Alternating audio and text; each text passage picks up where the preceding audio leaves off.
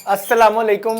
उम्मीद है आप सब लोग खैरियत से होंगे। मेरी लास्ट वीडियो पे एहसन सलीम खान और कासिम अली चीमा ने तकरीबन एक जैसा सवाल ही पूछा था कि एक मेल को डिफरेंट फीमेल्स के साथ अगर ब्रीड करवाएं तो कोई इशू तो नहीं होता। और कासिम अली चीमा ने ये सवाल उठाया था कि मैं एक मेल को 3 फीमेल्स के साथ चला रहा हूँ, तो एक फीमेल के साथ तो फर्टेलिटी आती है, बाकी 2 फीमेल्स को वो चोगा करवाता है लेकिन फर्टेलिटी नहीं आती। तो जो मेरा अपना ज़ाती एक्सपीरियंस है वो मैं आपसे शेयर करता हूँ। 4-5 साल पहले मैंने एक फेलो के मेल को 6 फीमेल्स के साथ ब्रीड करवाया था थ्रू आउट द सीज़न। अल्हम्दुलिल्लाह बेहतरीन ब्रीड आई थी और अनफर्टेलिटी का कोई इशू भी नहीं आया था। असल में ये आपकी मैनेजमेंट पे डिपेंड करता है कि आप किस तरह मैनेज करते हैं, मेल को किस टाइम पे दूसरी फीमेल्स के साथ छोड़ते हैं, इस पे ये चीज़ बहुत डिपेंड करती है। तो मैं इस साल भी एक male blue to split opaline split fallow का मेल है जिसको मैं 4 पार ब्लू अपलाइन पेल फेलो की हेंस के साथ ब्रीड करवा रहा हूँ। और अल्हम्दुलिल्लाह एक क्लच में सबका जो फर्टाइल हो चुका है वो फॉस्टर कर चुका हूँ। अब अगली लेइंग की तैयारी जारी है, 1-2 फीमेल्स की लेइंग आ भी गई है। अब आपने करना क्या होता है, अगर आप किसी एक मेल को डिफरेंट फीमेल के साथ ब्रीड लेना चाहते हैं तो ऑफ सीजन में आप उस मेल को उन तमाम फीमेल्स के साथ बॉन्ड कर लेते हैं।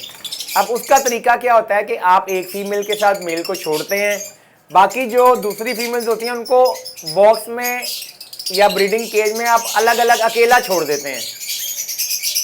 कुछ बर्ड ऐसे होते हैं कि male female with in 5 minutes उनकी बॉन्डिंग हो जाती है, बर्ड साथ साथ बैठ जाता है और वो बॉन्ड हो जाते हैं।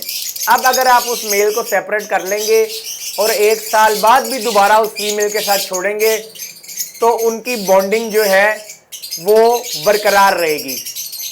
तो मैं जिस पहली फीमेल के साथ बाउंड हो गया उस फीमेल को निकाल के दूसरी फीमेल से छोड़ दिया जिससे मैंने उसको सीजन में जिससे ब्रीड लेनी है। हो सकता है किसी फीमेल के साथ वो हफ्ता ले, महीना ले, 10 दिन ले, 5 दिन ले बॉन्ड होने के लिए। जब वो दूसरी फीमेल से बॉन्ड हो जाए तो फिर मैं उसको तीसरी फीमेल से के साथ छोड़ देता हूँ।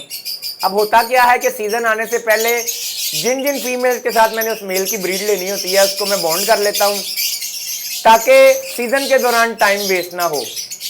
अब जब सीजन स्टार्ट होता है, फीमेलें ब्रीडिंग केज में अकेली अकेली रह रही हैं, सबसे पहली फीमेल के साथ मैं उसको सबसे पहले बॉक्स हैंग करता हूँ। जो बाकी फीमेल्स हैं उनको बॉक्स हैंग नहीं करता। पहली फीमेल के साथ जब नॉर्मली आपको आइडिया हो जाता है कि अब अंडा बनना शुरू हो गया, झोली बनना शुरू हो गई है, तो जब झोली बनना शुरू हो जाती है उस दौरान मैं जो दूसरी फीमेल जिसके साथ उस मेल को छोड़ना होता है उसको बॉक्स लगा के नेस्टिंग डाल देता हूँ ताकि फीमेल जो है वो स्टिमुलेट हो जाए ब्रीडिंग की तरफ और वो नेस्टिंग करना शुरू कर दे। और जब पहली फीमेल के 3 एग्स आ जाते हैं और फर्टेलिटी आ जाती है तो मैं फिर उस मेल को निकाल लेता हूँ, उसको नेक्स्ट फीमेल के साथ छोड़ देता हूँ।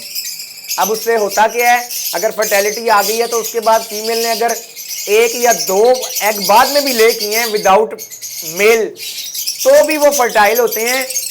मेरे साथ एक दफ़ा ऐसा हुआ था कि एक पेयर का मेल एक्सपायर हो गया था और फीमेल ने कम से कम 20 दिन बाद अंडा ले किया था, अकेली फीमेल थी और वो भी फर्टाइल था। तो ये स्पर्म कई दफ़ा स्टोर हो जाते हैं और वो फिर जब एग साइकिल बनता है तो उसमें एग की फर्टेलिटी आ जाती है। ये तो हो गया कि स्टार्ट में जब आपने ब्रीड ली है तो आपने पहले एक को बॉक्स लगाया, फिर दूसरे को लगाया, फिर तीसरे को लगाया। अब ड्यूरिंग सीजन तो सबको बॉक्स लगा हुआ है, तो मेरी मैनेजमेंट भी उसमें फिर ये होती है, जैसे अभी मैंने blue to split opaline split pale fallow का मेल 3 या 4 फीमेल्स के साथ मैंने बॉन्ड किया हुआ, उनसे ब्रीड आ रही है, तो मैं दिन में 4 से 6 घंटे एक फीमेल के साथ रहने देता हूँ, फिर अगले 4 से 6 घंटे दूसरी फीमेल के साथ, फिर अगले 4 से 6 घंटे तीसरी फीमेल के साथ, और रात को जाती दफ़ा चौथी फीमेल के साथ छोड़ देता हूँ और सुबह आके फिर इसी तरह साइकिल जो है वो दोबारा स्टार्ट कर देता हूँ। अल्हम्दुलिल्लाह इनफर्टेलिटी का कोई इशू नहीं आता, सब अल्हम्दुलिल्लाह फर्टाइल होते हैं। कई दफ़े ऐसा होता है कि 4-5 दिन अगर मिस हो गया किसी फीमेल के साथ, उसकी झोली बन गई हुई है तो उसकी जब लेंग आती है तो वो फर्टाइल होता है। तो ये आपने मैनेज करना है कि किस तरह आप ड्यूरिंग द ब्रीडिंग सीजन आप अपने बर्ड को मैनेज करते हैं। और जो कासिम अली चीमा का सवाल था कि वो चोगा देते हैं, तो आप उनको टाइम इतना दें मेल को, क्योंकि नॉर्मली इनकी जो ज़्यादातर मीटिंग होती है वो अर्ली आवर्स में होती है, मॉर्निंग के जैसे ही लाइट आती है, या आर्टिफिशियल मॉर्निंग भी आप कर सकते हैं कि मगरिब के टाइम आप लाइट्स ऑफ कर दें और फिर घंटे 2 घंटे के वक्फे के बाद आप लाइट्स ऑन करें। तो इसे आर्टिफिशियल मॉर्निंग कहा जाता है कि बर्ड दोबारा जब लाइट आती है तो वो स्टिमुलेट हो जाते हैं मीटिंग की तरफ। तो हो सकता है इससे भी आपका इशू सॉल्व हो जाए। लेकिन मेरा जो अपना एक्सपीरियंस है, अल्हम्दुलिल्लाह जब मेल एक दफ़ा फर्टाइल हो जाता है तो कभी मुझे ये इशू फेस नहीं करना पड़ा कि फीमेल जो है वो इनफर्टाइल अंडे दे रही है।